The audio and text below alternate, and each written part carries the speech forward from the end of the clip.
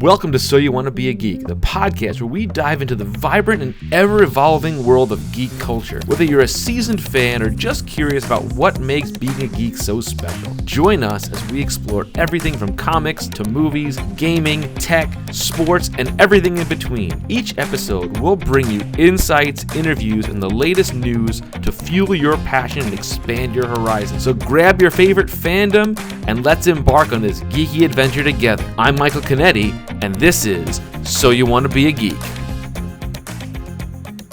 Welcome to So You Want to Be a Geek, the podcast where we discuss what it means to be a geek in 2024 and beyond. My name is Michael Canetti, and I'll be your host. And my first episode here, we're going to be talking about tattooing and the world of tattoos. I, for one, don't actually have any tattoos, but I've always been fascinated by about the culture of tattoos and why people are so passionate about it. So I have with me a tattoo artist who's been tattooing for 30 years and has traveled all over the place doing tattoos and meeting people and doing some really cool content and cool stuff. I'd like to introduce Bill Keithley here. How are you? Pretty good. How's it going? Good, thanks. So first, thanks so much. We're here at Wyld Chylde in Merrick, Long Island. It's a really cool tattoo parlor. If you've never been, you should check it out. Really neat people, really cool environment. Bill is here to do kind of like a celebrity guest tattooing sort of a thing for a couple days. Yeah, guest spot. A guest spot. Cool. See, I'm learning the lingo, you know. So I've done a bunch of different podcasts in the past, and a lot of stuff related around comic books and podcasts and movies and so on and so forth. And one of the things I'd like to get to know is like what people's background is. And for this podcast, I want to do what's called like the chicken or the egg. Which came first? Were you like an artist that got interested in tattoos, or got a tattoo and then fell in love with it and then wanted to make your own and how did that go? I was pretty much an artist to begin with. Okay. All through school and everything.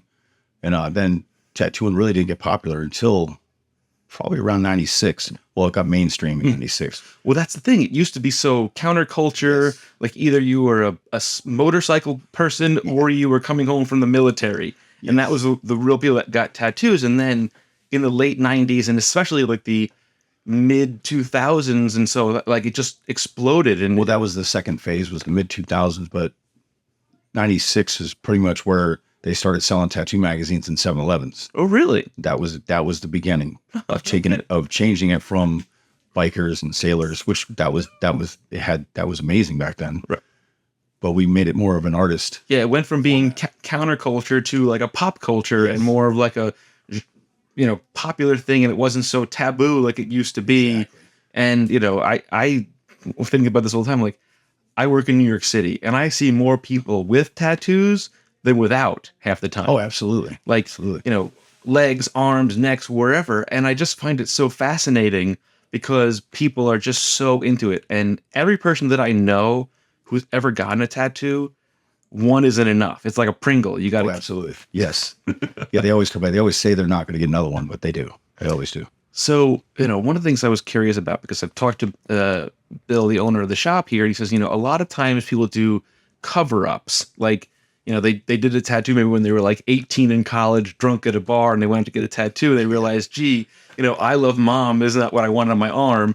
And I had to do something new that's more me. And how does that sort of come about? People just pop in, or? I mean, that's one of the reasons why they do cover-ups, but there's a lot of reasons. A lot of them, I've done cover-ups. I do a lot of cover-ups, actually.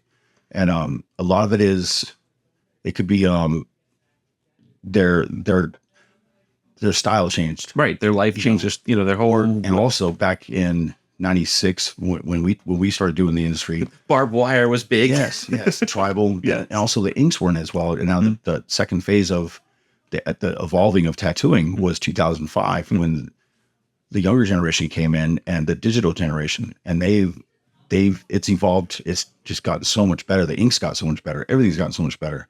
So the people that's gotten tattooed a long time ago, like a dolphin, right? They're looking at the new stuff and they're like, wow, this dolphin it's bland. Yeah. Yeah. So that's another thing. They do that.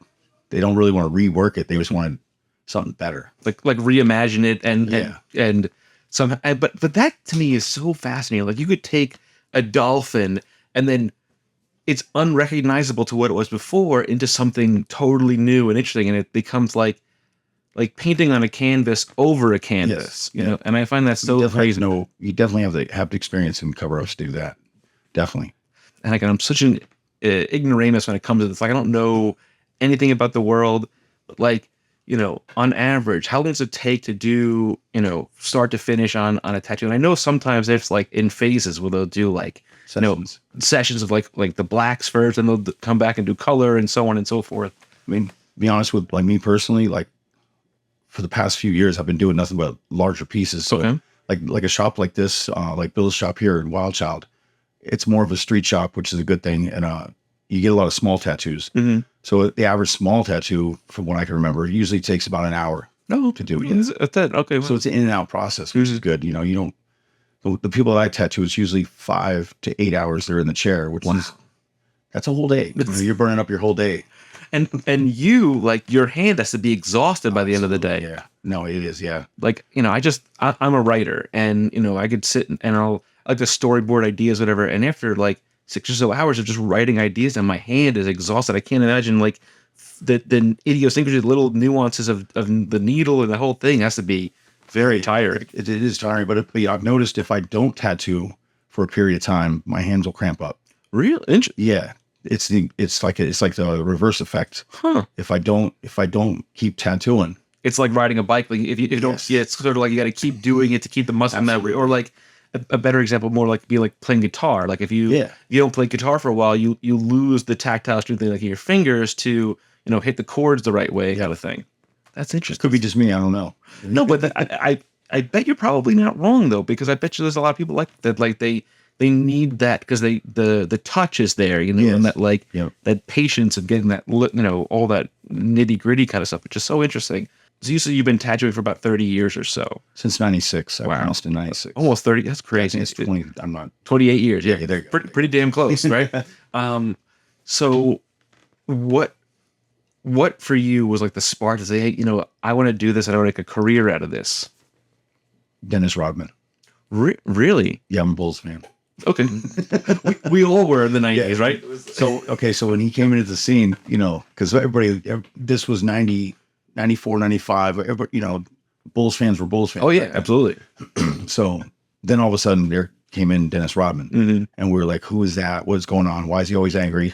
Why is he awesome? And then they saw The Last Dance, and they're like, oh, I understand now. I get it. Yeah. Why does he have so many tattoos? They really look cool. And he's making money. So we're like, okay, maybe it's not taboo.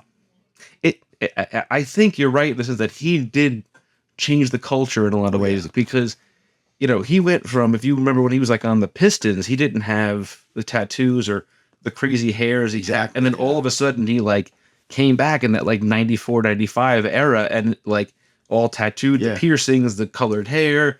And I remember, being a kid in high school at that age, like, everybody wanted to color the hair at that point. Yeah. Like everybody had some funky colors or something stupid, or they got to, people were trying to get gauges in their ears and stuff like that and all that kind of stuff. And I found that so interesting. And I think you're right that he might have been that spark that sort of changed the culture. Yeah, absolutely. Yeah. And made it sort of mainstream. Because he could be that aggressive underground look and still make a good living. Yeah, make showing that it legit works. Money. I mean, look at movie stars now. You see them on screen all the time, but if you see them off screen, so many of them have tattoos all over their arms, or singers and so on and so forth. And what's funny about tattoos, in my perspective, is it's in a way like an expression of that person's. It could be a moment in their life that something was important, or just something that they were passionate about, or it could just be, they like the feeling of the tattoo and the process of it. Have you seen or heard any, without getting into too details, or like stories of people came in, like, maybe they had something that was something so important to them and they wanted to get it tattooed on them of some sort? Oh yeah, all the time. Like family, a lot of times people will have like their grandparents will pass, and the grandparents wrote something like "I love you," and it says "Grandma" or "Always love you, Grandma." They would have, it was maybe on a card when the grandma obviously was still alive and way before they were planning on expiring. But, the granddaughter or grandson would bring that in, and I would just, duplicate it onto their body. So what do you do? Like scan it in and then like make it like an ink template and just sort of like lay it on stencil. And then stencil over it kind of thing? Yeah. Oh, that's so wild. That's probably those are the ones that actually probably hit me the most, memorable, because I'm like, that actually means more than than an image. Yeah. You know, because it's their actual writing. Than a flaming bat on a skull. Yeah. Reminds me of my dad. Yeah. Totally different. No, a friend of mine, her father passed away a few years ago, and then I guess he wrote her a letter like when she graduated, and it was in his handwriting, and she kind of like put it in small on her shoulder. I thought it was really cool because it was like like his words in his writings that have stayed with her will carry with her for the rest of her days, and I thought that was really interesting. And like, because it's been in her heart since he wrote it. Absolutely. So now it's there forever. Yeah. Another person I know, they had a baby that passed away early, and they had like the baby's footprints sort of like tattooed near their heart or whatever kind of thing. And like, some people are like, oh, why would you do that? But to me, it's like, that might be their way of coping, or their way of like, keeping that child or that, connection to something close to them. And that's unique. And, I just found that stuff so fascinating. And I grew up in a, very, very strict, like German, Irish, Italian family. And it was like very strict, but I have so many friends that, once they were to, get to whatever age and, something happened or just they were passionate, they would get that tattoo. Like, I'm a diehard Batman fan, and everyone says to me all the time, like, why do you get a Batman tattoo? And the funny thing about me is I'm so OCD that, like, if it wasn't exactly the same on both sides, I would want to like sever my arm off. I'm like, no, it's not exact. I have to be symmetrical. And I'm like, I don't know. I'm crazy with that. Have you ever had people that do that where like they say, okay, I want, something similar or identical on both sides, or like, or like a back tattoo that was like perfectly centered? And I was doing 2 roses on a girl's, on the front of her hips. Mm-hmm. And one of her, I didn't know it at the time, but one of her hips was off maybe a ½ inch. Mm-hmm. Because nobody's perfect. Right, yeah. And this was out in Colorado Springs. It was when I was tattooing by Fort Carson, and they were Army kids. And I put the one rose going up at an angle from her belly button up. And then I put the other rose on, stencils. And it wasn't, it wasn't, it was off a little bit. And I redid the stencil. No matter how many times I put it on, I even drew with a Sharpie, the mark, the reference points. So I actually took a ruler and had to measure from her navel to her hip bone on one side, navel to her hip bone on the other side, and then to her actual sides, and it was off in ½ inch. Really? So she cried. Oh my goodness! Not that I didn't tattoo it yet. She cried because she didn't because she wasn't symmetrical. Yeah. Wow. Yeah.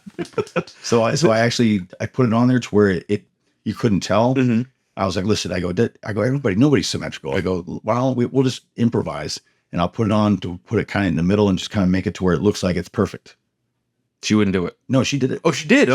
She was so happy afterwards. Listen, yeah, but like, and I'm sure, and listen, I don't need to hear personal stories, but I feel like sometimes I know people that have done tattoo or been tattoo artists that almost feel like a therapist. Yeah, that's exactly. Because if you're sitting there with somebody for 5 to 8 hours, they're telling you their life story, and they're pouring their guts out to you, talking, and you're just, doing your job, but you're also sort of being like, a shoulder to cry on, or a voice of reason, or something to talk to. That's like, well, my way of tattooing, and the way I've been my whole career is and my customers will attest to this, that when they come in, the things we don't talk about, there's not really any therapy. The only therapy they get is the fact that we have everything we talk about is random. It's a safe space. It's just a formula that I've had since I've worked. This is the first shop I worked at in Orlando by Disney World at Old Town.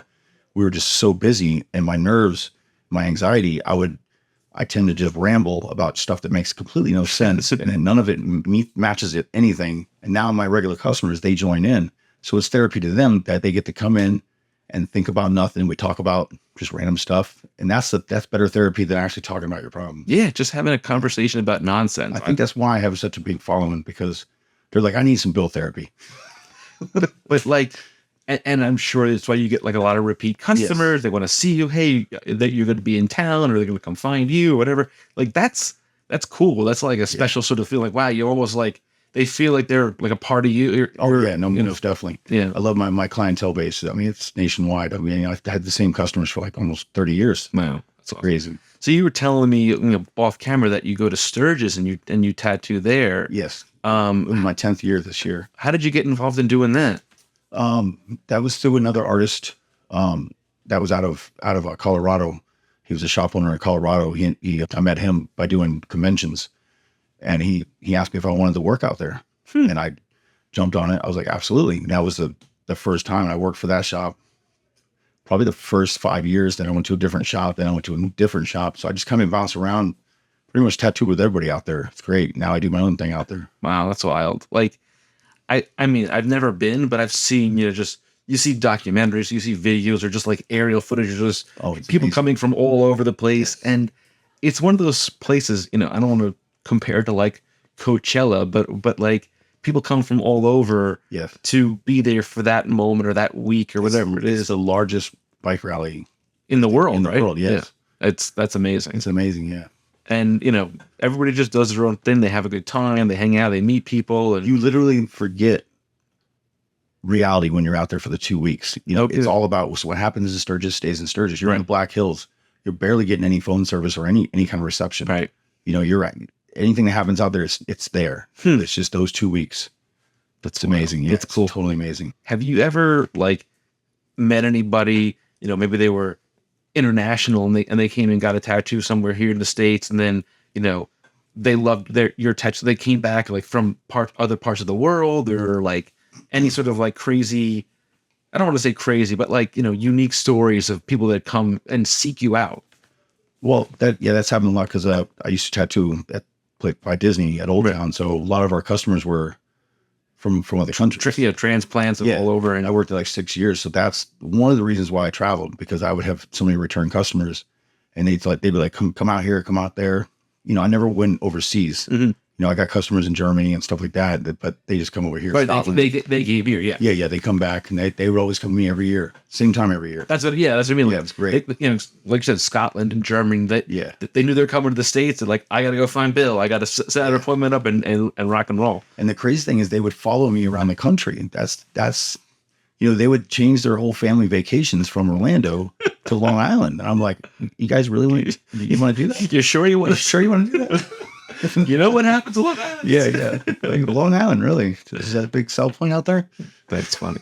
So are you from Orlando originally? You're from Long Island originally, or where you're from? Orlando originally. But I lived here for 15 years. Oh, wow. No kidding. Yeah, I moved out here in 2004. Oh, that's cool. So now I feel like I'm from both. Yeah. For the most part, yeah. But I live in Pocono Mountains now. Oh, nice. Very cool. But the funny thing about Orlando and the Florida area, there's a lot of Long Island transplants there anyway. I've seen them out there. You could tell. Yeah. Oh, you know. Yeah, you can tell. They're white knuckling the steering wheel, absolutely, with grandma in front of them. Let's go. Yeah, we used to call them frog people. That's all you see was their bald heads and knuckles. That's so fun. This is one of those things, like when you ask a comic book artist or a writer or whatever, what's their favorite thing, or of the tattoos you have on yourself, was anything that was so significant that you wanted to get or you wanted to expand on and things like that, or things that you carry with you all day long, kind of thing? Robin Williams' signature. Really? Yeah. I met him at a Rainbow Bar and Grill on Sunset Strip in 2006. Wow. Sorry, 2005, March of 2005. He just finished filming RV. Yeah. And I did the Ink Slingers Ball tattoo convention at Anaheim at the Angel Stadium. On Sunday, we went to Sunset Strip and ended up just, drinking whatever. And I ended up at Rainbow Bar and Grill, and he was at the bar. And we ended up hanging out with him, and he signed my arm. We went back to the hotel. I had my friend tattooed on me. Wow. Amazing. Wow, that's wild. Yeah, he was a great guy. He was quiet, but he was a great guy. That was one of those celebrity deaths that just broke me. Yeah. It would just because he's one of those guys like a John Candy, or even I'm gonna say Tommy Boy, Chris Farley. Yes. They brought so much joy to all of us to learn that they had so much internal turmoil, and but they put that out the world to help to make other people feel better, and then they're gone. It's exhausting. It's exhausting, absolutely. But that's to even meet the man and then get his tattoo and now have it live with you. That is really something. Yeah, that's awesome. I still have the picture. I was doing the nano with him. Really? Yeah, I have the picture. We're both looking at the camera. That's fantastic. That's so cool. So I carry that one. That's my favorite tattoo, pretty much.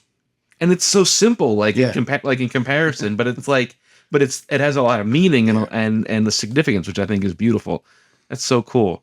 How long are you here at Wyld Chylde? Like, what do you like? I'm here until Sunday. Oh, Sunday's cool. my last day. Very awesome. Because then I got to get ready to head to South Dakota. Yeah, because that's quite a trek. Yeah, it's going to be at least a couple-day drive. I got to stop. I stopped a couple places. I have a friend who they're getting married in Idaho, and he's like, yeah, it's like a 30-hour drive or like a 12-hour flight. I'm like, I can go to Hawaii faster than I can get to Idaho. Absolutely. It's so bizarre. It's a rough drive to get to Ohio. Yeah. Oh yeah. And like the Ohio and Pennsylvania drive is like Forever. It's forever. Yeah. Right? It's unbelievable.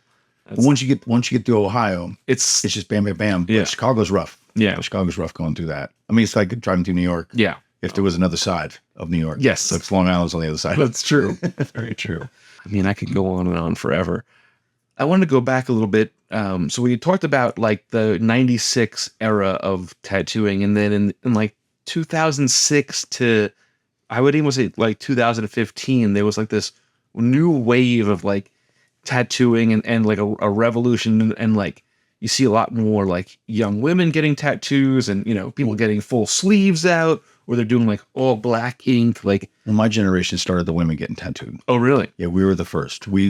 There was more women getting tattooed when we came in the industry in the late 90s, and there's probably still more women. But the difference is now, the Gen Zs now, the ones tattooing now, they're phenomenal. Yeah. There's a lot of female artists, and they're way more caring. When I say caring, I mean to the industry. They're more caring to the clientele. They're caring to themselves and to everything. I mean, just everything, all in a whole package. It's amazing, and it's great to see that, because like it was getting the industry was getting lost for a little while. Mm-hmm. It seemed like, just from my point of view, for me seeing it. But now when I look around, I come to shops and like this one, and I'm just like, I get proud. I'm like, all right, it's going in the right direction. Yeah, it's a diverse population of not only artists but clients, and as people coming in from all different walks of life, men, women, big, tall, whatever. It's just it's and I find that so fascinating, because like the world has changed, even like in the corporate world, and or like even teachers now, like tattooing has become culturally accepted and not like the taboo thing it was even in the late 80s and early 90s and before that. And I just, to me, it just blows my mind. The whole thing. The best way to scale it, the way I scale it, is does Disney accept it? The employees. That's how I've scaled everything, because I grew up in Orlando. Yeah. So they wouldn't allow any tattoos. You couldn't have any tattoos up until just recently. Now you're allowed to have they can't be shown. Right. You can have them on your arms. Yeah. Up to a certain size, So I mean, if Disney's allowing it, then I think we're getting somewhere. Yeah, that's a good point. Yeah. I mean, I grew up Catholic, and the Catholic Church was very formal and rigid, whatever. But now, like, you look at in church and people full sleeves and what, no one cares anymore. As long as you're part of the community or whatever it is, it's become socially accepted, and people just need that way to like express themselves or showcase their. Well, it's not what's on your skin that makes you a good person. It's what's in your heart. Ultimately, so like a lot of these people are realizing that you can't judge. I mean, a lot of people realize you can't just judge somebody. It's what's drawn on them. Yeah. That was the case back in the day. But, thank God people are evolving. Yeah. No, not everybody, but a lot of people are.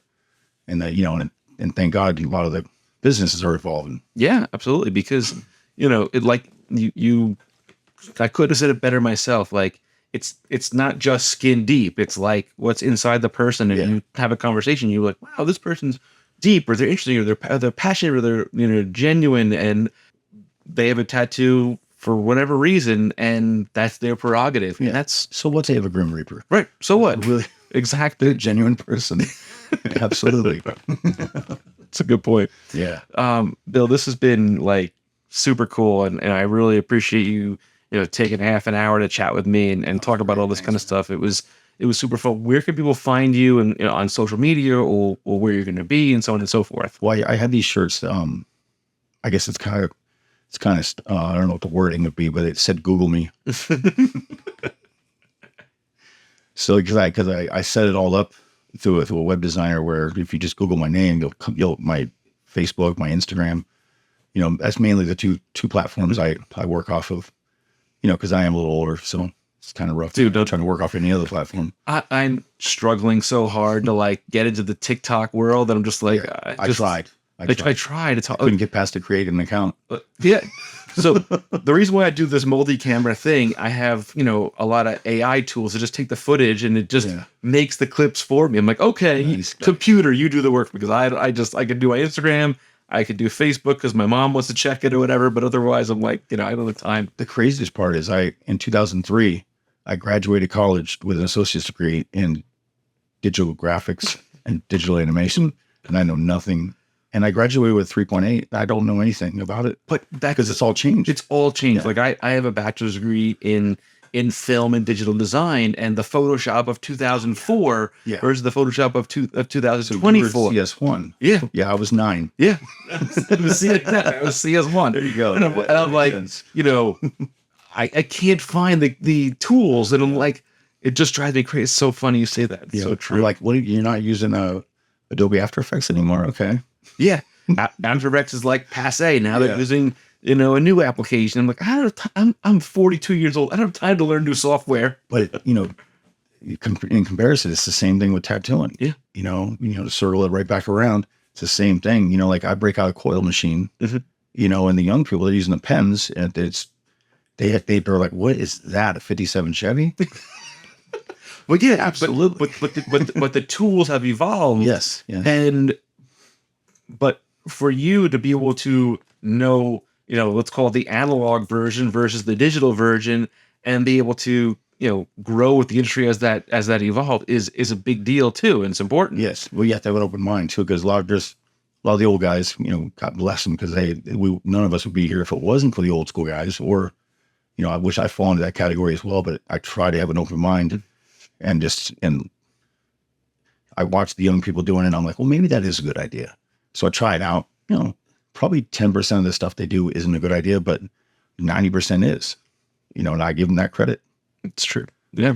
If you're stubborn, then you're just going to stay in the same spot. Yeah, absolutely. I remember when I was a kid, my dad had a friend, and he was the first person I ever saw with a hand tattoo, right? Yeah. And an anchor right here in like where his thumb and pointer finger were. Whenever you would shake it, the anchor always like landed in the perfect spot. It's cool. And it was just so neat. I just thought it was so interesting because he had like real like man hands, like back when handshakes were a thing. Yes, exactly. Yeah. So I thought that was so funny. But again, thank you so much for your time and just being candid and having a conversation. It was so cool meeting you. I was so glad that Bill here at Wyld Chylde let us come in and chat and take over his studio and have a little podcast. So thanks so much. It was a pleasure meeting you. You too, man. Thanks again. This episode of So You Want to Be a Geek is brought to you by Comics Capsules. These are a great product for protecting your comics. They are UV resistant, crystal clear. They are stackable. They fit in your regular long and short boxes. They fully encapsulate your comics with a flip top hinge that allows you to access your comics anytime you want. They'll even fit with the bag and board in the sleeve. It is really, really cool. They have this great little eye hook. I have some hanging up back there. I have some over there on display. Because sometimes you just want to display your cool comics without having to send them out to CGC and waiting and spending a fortune on getting them graded. This stuff works great. I really, really love them. You can even have like a dedicated label inside of them. They're super awesome. So our sponsor for this episode of So You Want to Be a Geek is Comics Capsule. Do you like hot sauce? I know I do. Well, one of our sponsors for this week's episode is Jablo Hot Sauce. They are a family-owned, locally produced, amazing Filipino hot sauce that was recently featured on Hot Ones. You're gonna love it. You can put it on everything from hummus to meats to vegetables, whatever you think of. They are a great company, family owned and locally produced Filipino hot sauce. If you want to find out where the punch is, check out Jablo Hot Sauce. I'm here in the heart of Sayville, Long Island to interview a long time friend of mine and business owner and entrepreneur for a really cool tattoo parlor. We are here at Palo Santo in Sayville, Long Island. So you want to be a geek? Let's geek out.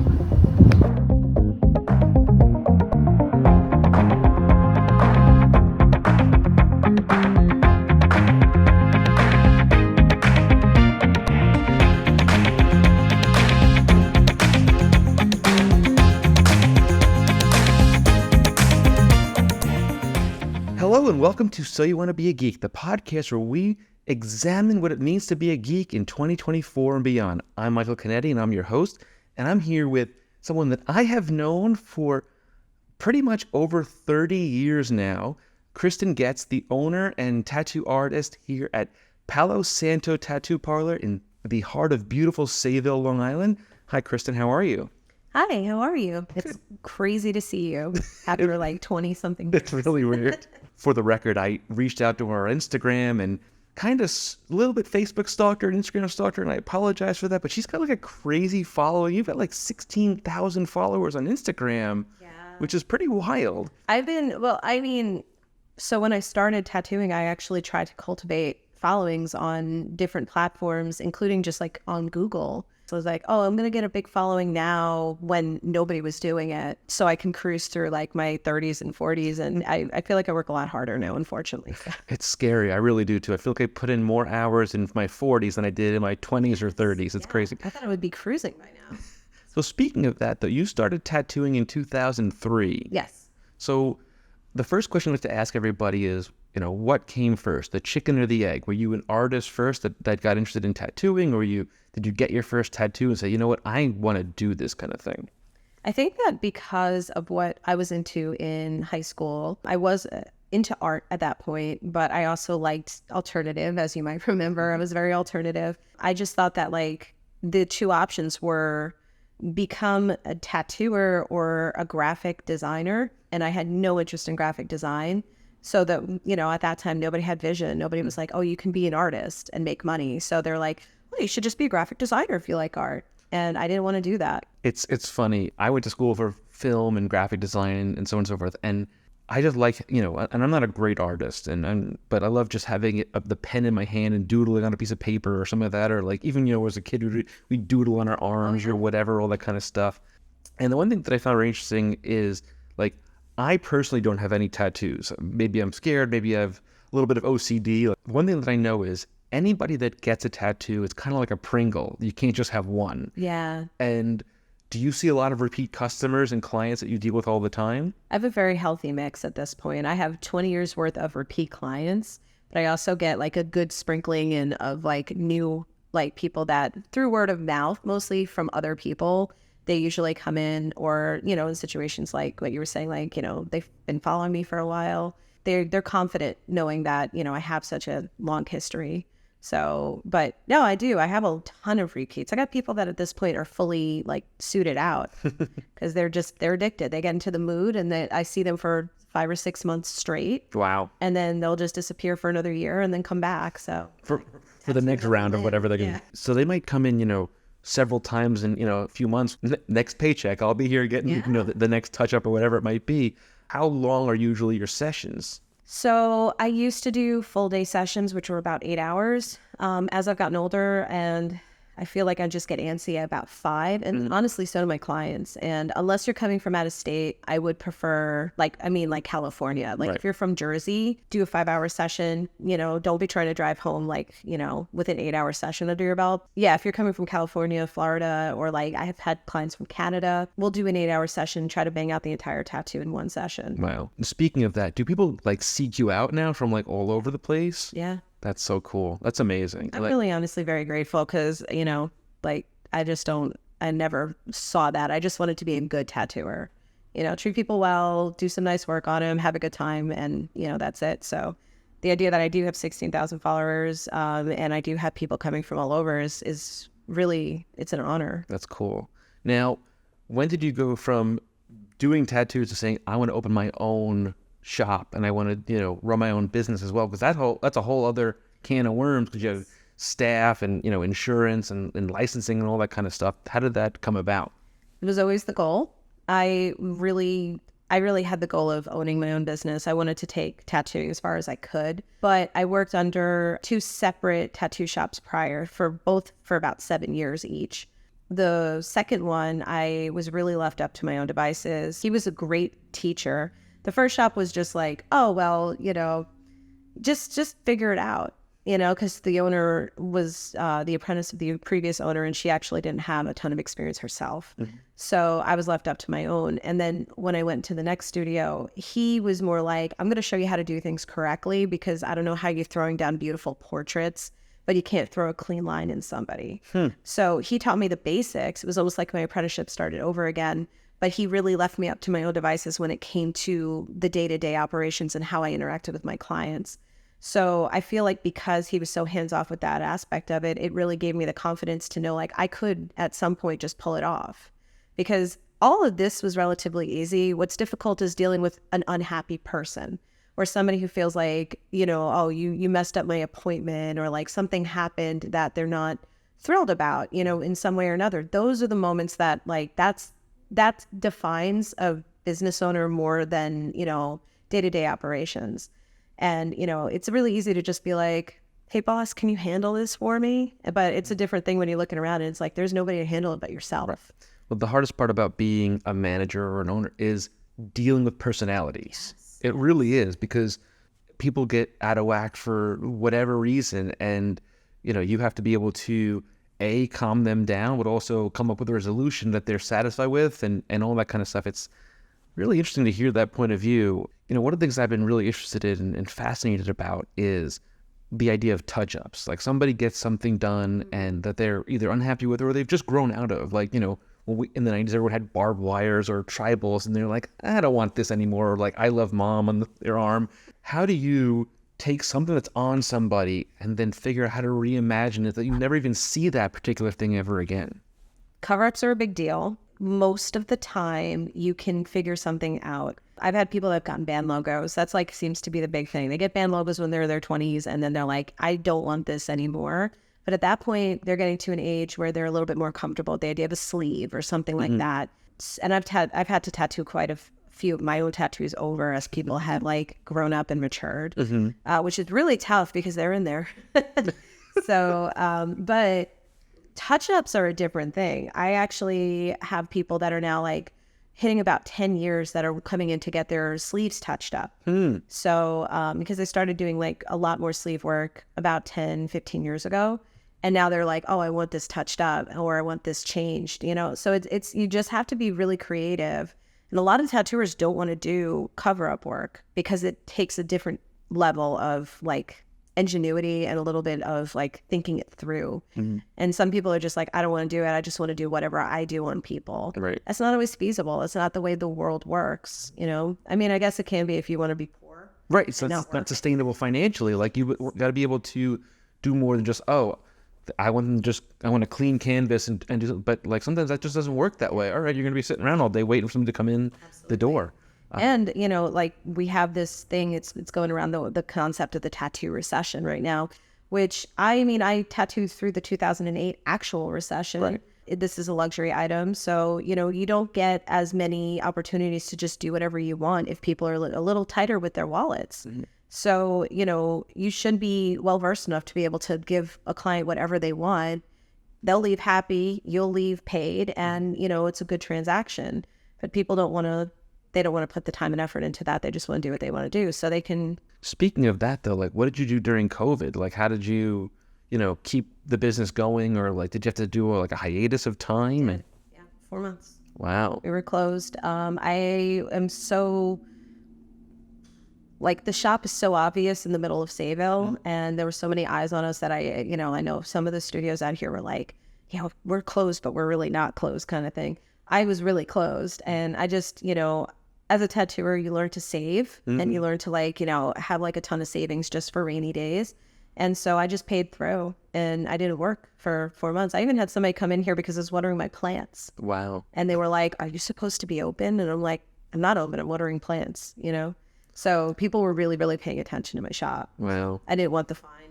And I don't blame you. I don't think the country could stand another, shutdown like that. Like, It was great mentally, honestly. I was able to reconnect with everybody. I work. That's what I do. I'm hyper focused on work. It was nice to have like the luxury of just waking up and being like, I'm going to go reach out to this person I haven't spoken to in a while because I want to see how they're doing. Good for you. Yeah. So I found out that I'm not as alone as I thought I was.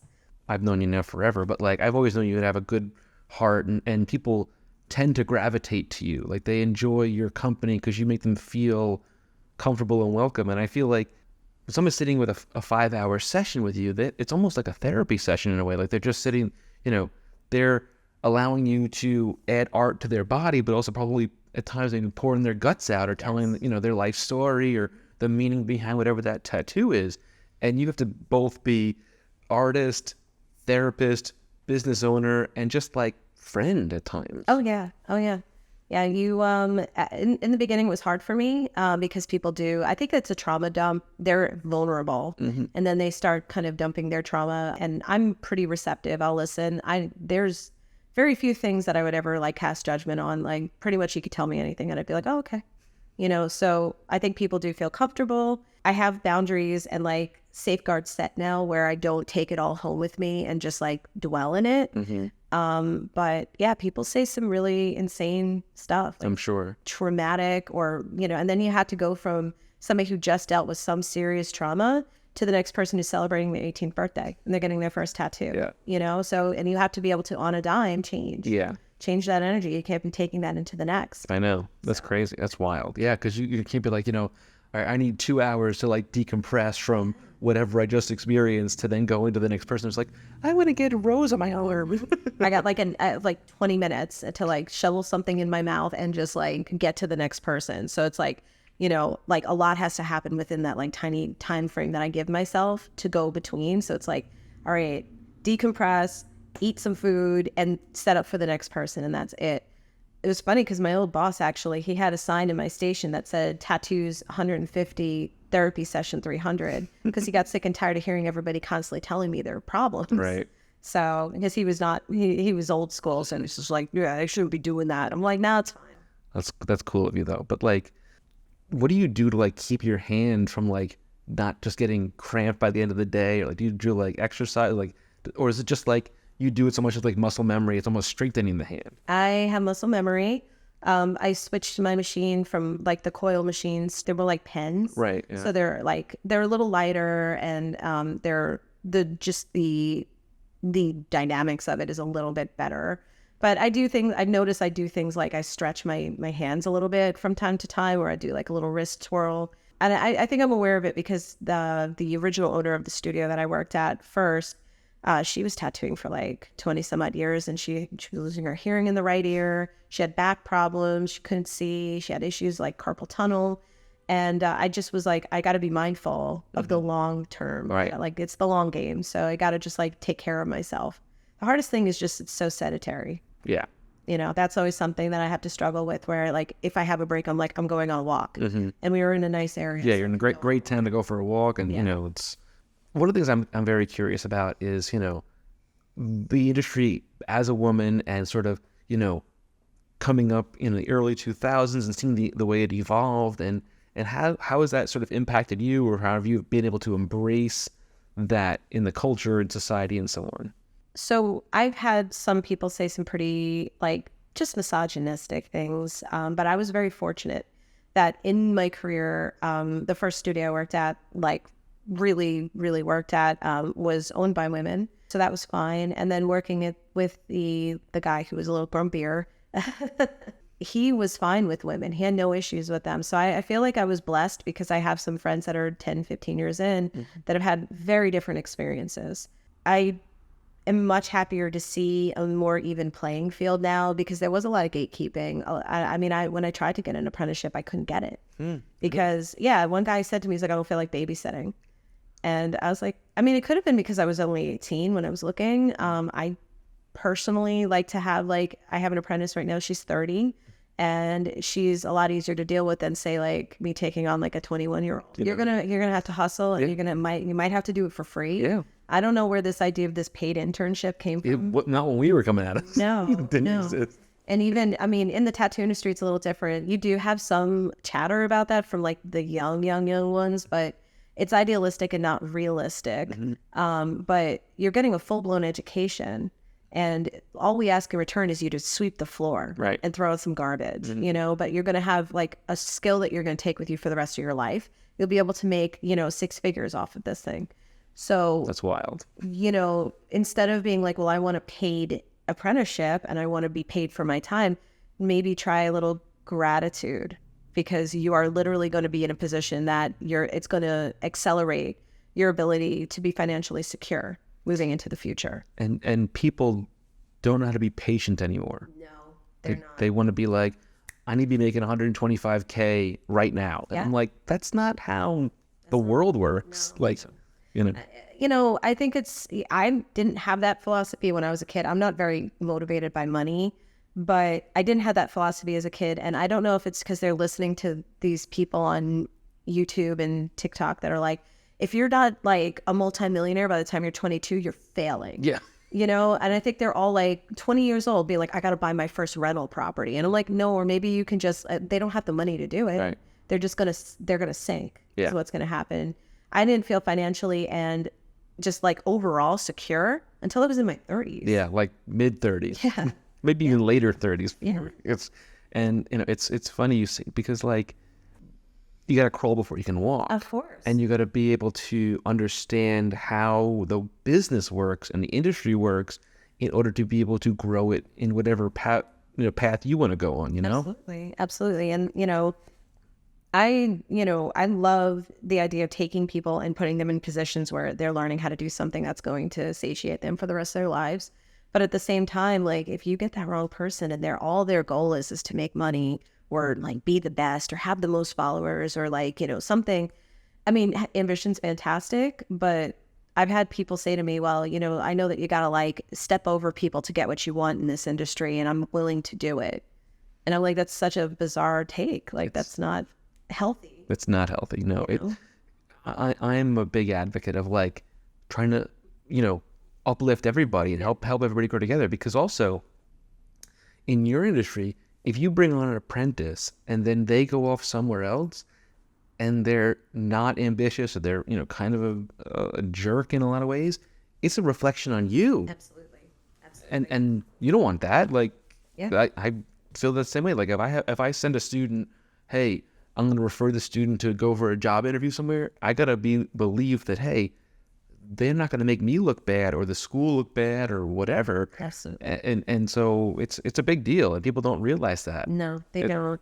And we have this added issue right now. I've heard stories of other shops that have dealt with things like, you know, going back to what you were saying about the women coming in. And I love that we're now more of an even playing field, not just for women, but also for members of the LGBTQ community, as well as also people of color, because there was a lot of gatekeeping, especially here, when it came to anything other than like typically like straight white male. Yeah. Back in the 90s, you know, there were a handful of female tattooers when I started, but prior to that, it was like just like biker guys, you know?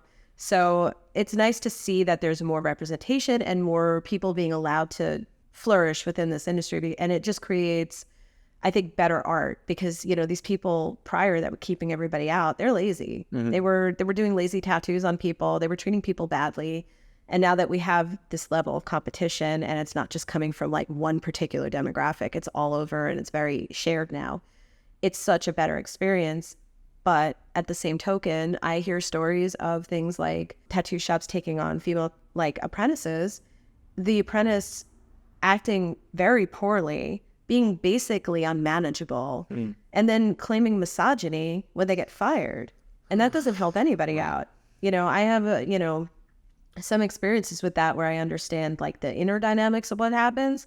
It's like they wind up very short-lived. They don't usually make it because nobody wants to deal with them. They already have a bad reputation as somebody that can't get along with everybody. You know, especially if you're coming from a shop that doesn't have a bad reputation, and then just you, yourself, and you know, you're like trying to destroy it and dismantle this one studio. It just comes across like you're like, I wouldn't want to hire somebody like that. That's a liability. Absolutely.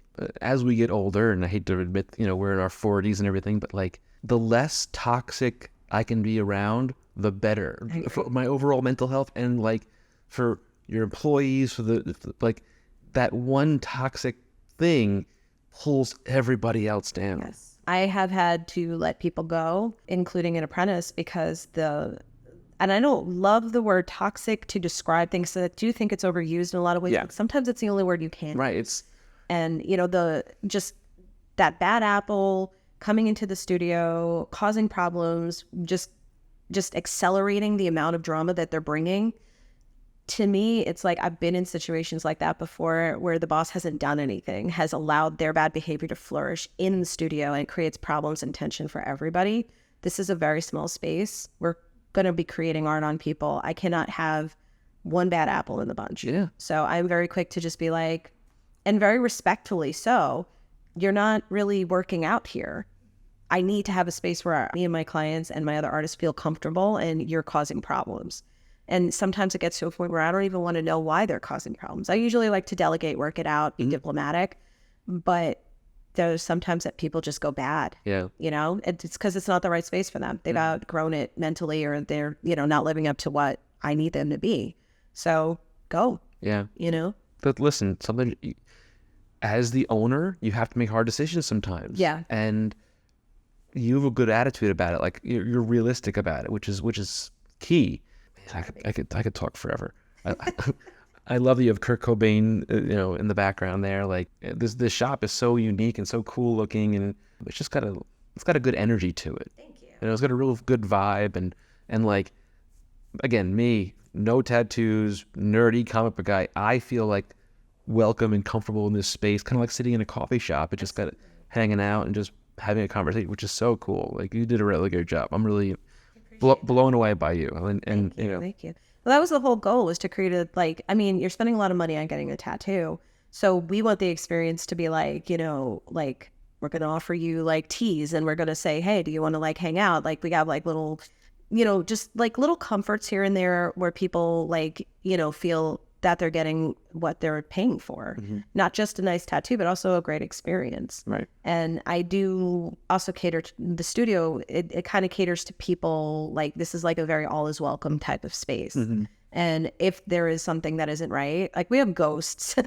I know we have ghosts. We have actually 2 ghosts, and sometimes the vibe is weird in here. So like we do go out of our way to try to like make this space a little bit more like it's just a pleasing energy. But it took 7 years. It was not feeling like this in the beginning. You did a good job in 7 years. It's kind of funny. I'm thinking back to us in high school sitting in class together, and I can see glimmers of you now, then, like this entrepreneurial spirit.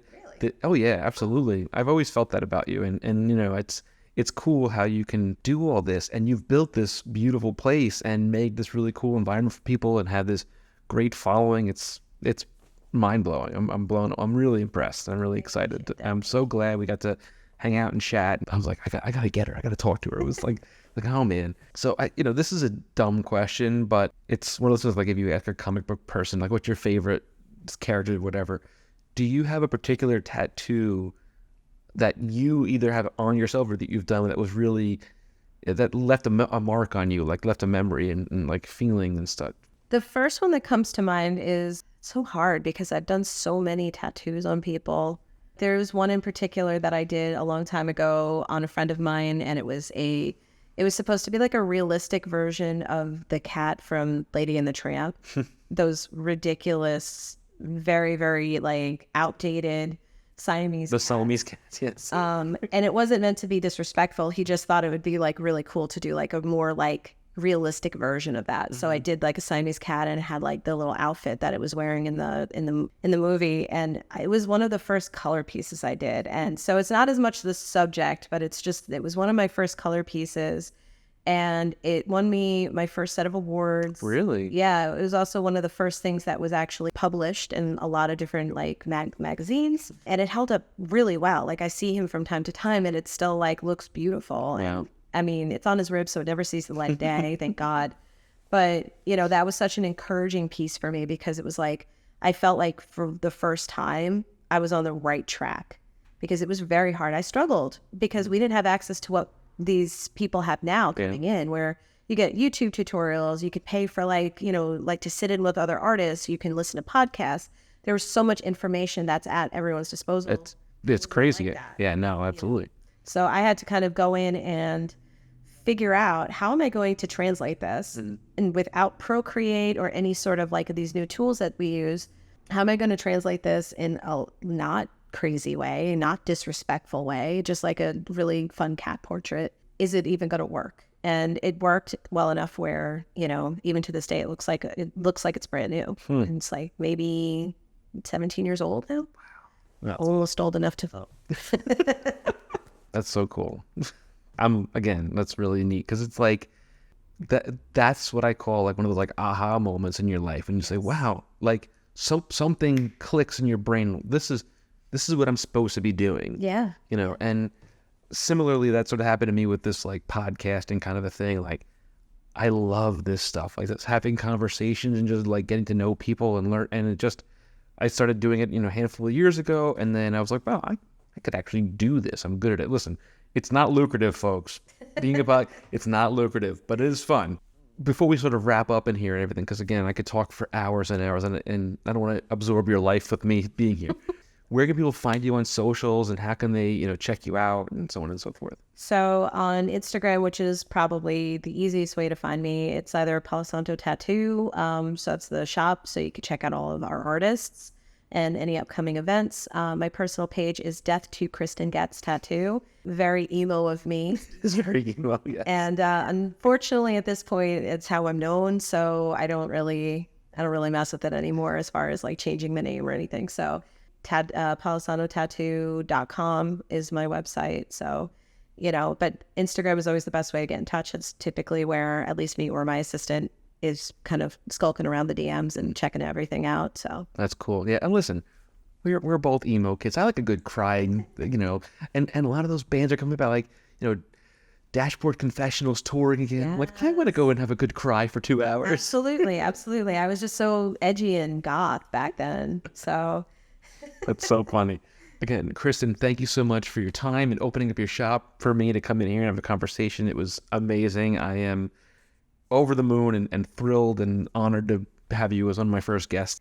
But, you know, yeah, I hope everything works out. I hope this is like... I hope it's a thing. Listen, it could be fun. Who knows? I'm rooting for you, and I think it will be a thing because it's a fun thing. So. Yeah. Well, thank you so much. And until next time, everybody, if you want to find us, you can follow us on Instagram at Switbag. It's SYWTBAG. And you can check us out on all of your favorite podcasting platforms. We also have website and TikTok. It's the same name as Instagram. And until next time, stay geeky, everybody. Bye. Well, that's our show for the pilot episode of So You Want to Be a Geek.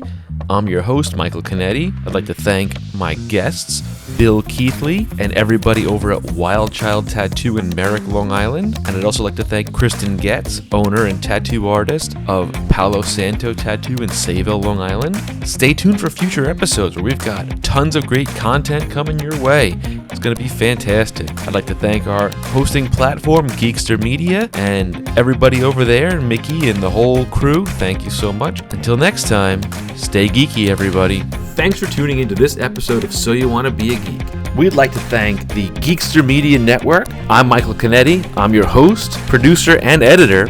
We hope you enjoyed the journey into geekdom as much as we did. Don't forget to subscribe, rate, and leave a review on your favorite podcast platform. Follow us on Instagram and TikTok at Switbag for updates, behind-the-scenes content, and more geeky goodness. Have a topic you'd like us to discuss, or a guest you'd like to hear from? Let us know. So you want to be a geek at gmail.com, and stay up to date and join the conversation. Until next time, keep embracing that inner geek, and remember, the adventure never ends. This has been a Geekster Media production.